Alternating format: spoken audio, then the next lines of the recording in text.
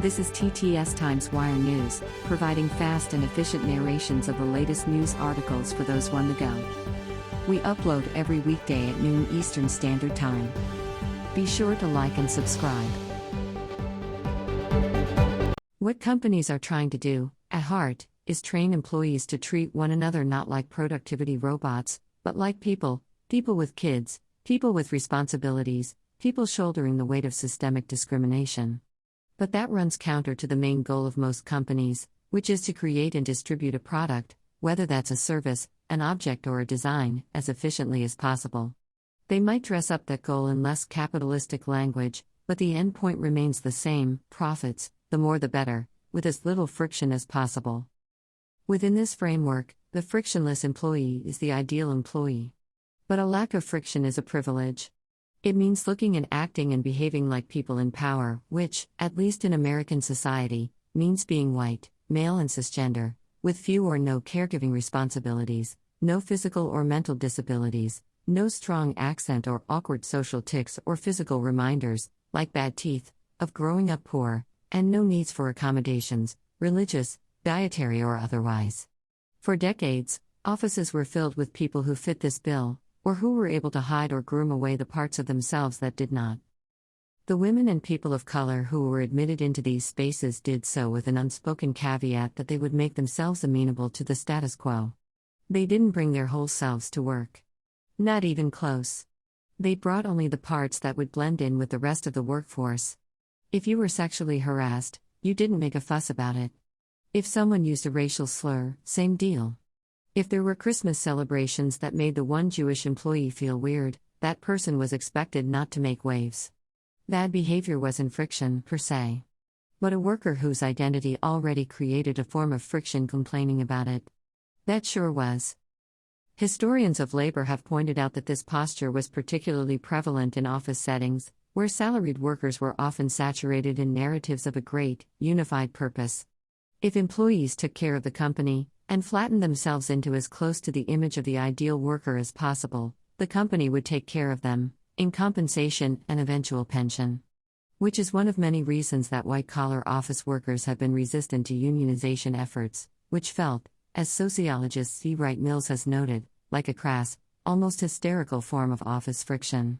Machinists and longshoremen were laborers and had no recourse other than the big stick of the union to advocate for themselves.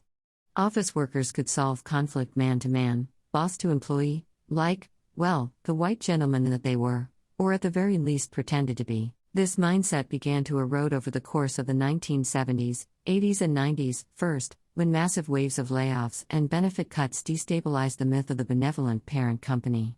But the white maleness of the culture also began to, very gradually, shift in the wake of legal protections against discrimination related to gender, age, disability and, only recently, sexual orientation.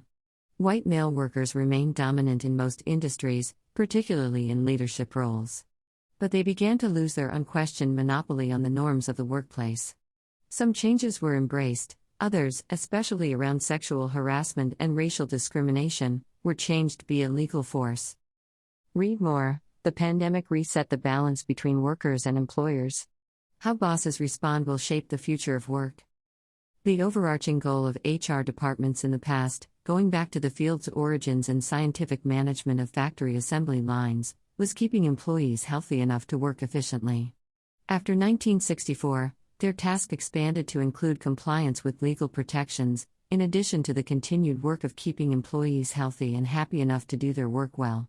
Unhappiness, after all, is expensive. According to a Gallup estimate from 2013, dissatisfaction costs U.S. companies $450 million to $550 million a year in lost productivity.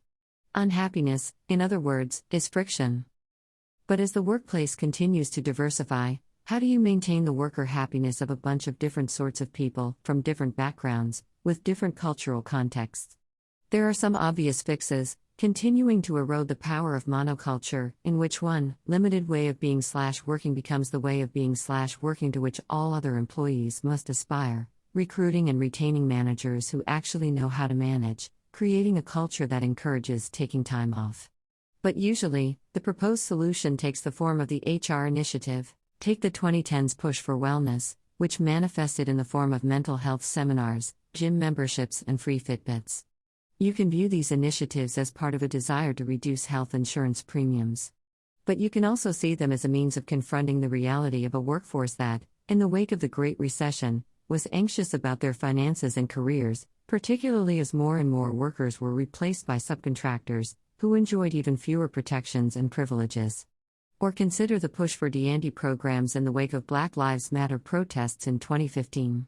These initiatives aim to acknowledge a perceived source of friction, the fact that a company is very white, its leadership remains snow-capped, or the workplace is quietly or aggressively hostile to Black and brown employees, while also providing a proposed solution. The corporate D&D initiative communicates that we see this problem, we're working to solve it, so you can talk less about it.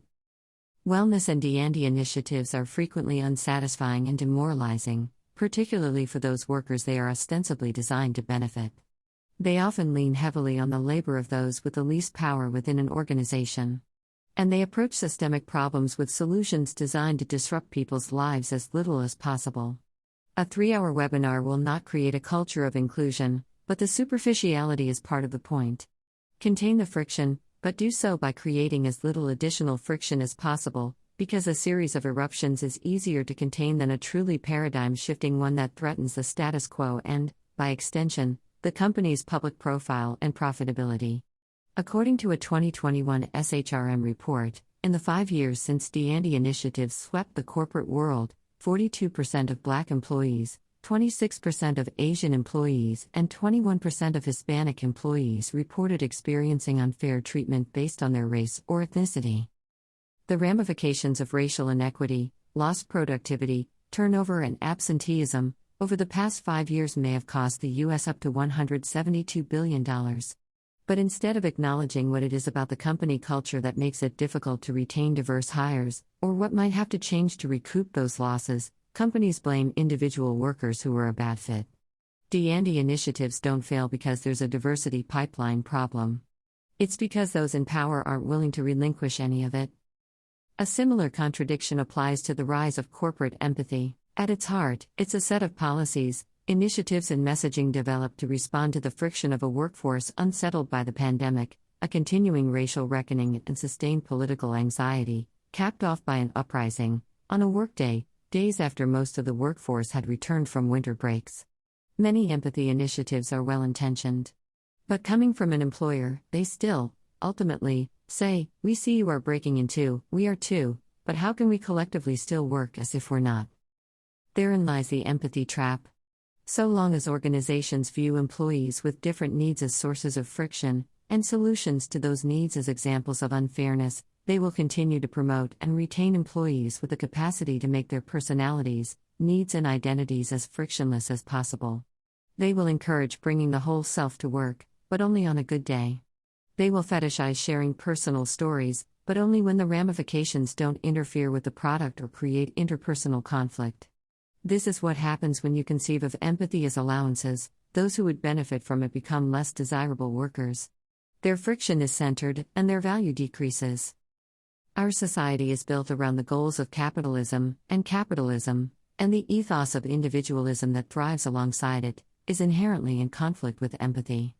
The qualities that make our bodies, selves, and minds most amenable to those goals are prized above all else, and it is HR's primary task to further cultivate those qualities, whether through enrichment or wellness, even when the most significant obstacle to either is the workplace itself. Why do the declarations of empathy feel so hollow?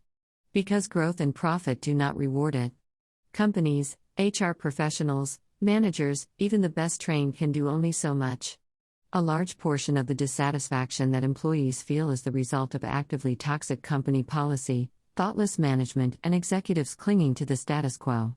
But a lot of it, too, is anger at systems that extend beyond the office, the fraying social safety nets, the decaying social bonds, the framework set up to devalue women's work, the stubborn endurance of racism, the lack of protections or fair pay for the workers whose labor we ostensibly value most. We don't know how to make people care about other people. No wonder workplace initiatives can feel so laughably incomplete. How do you cultivate a healthy workplace culture when it's rooted in poisoned soil? It's not just a workplace empathy deficit, Taylor told me. It's an American cultural deficit. Petersen is co-author of the upcoming book Out of Office, The Big Problem and Bigger Promise of Working from Home. Copyright 2021 Time USA, LLC. All rights reserved.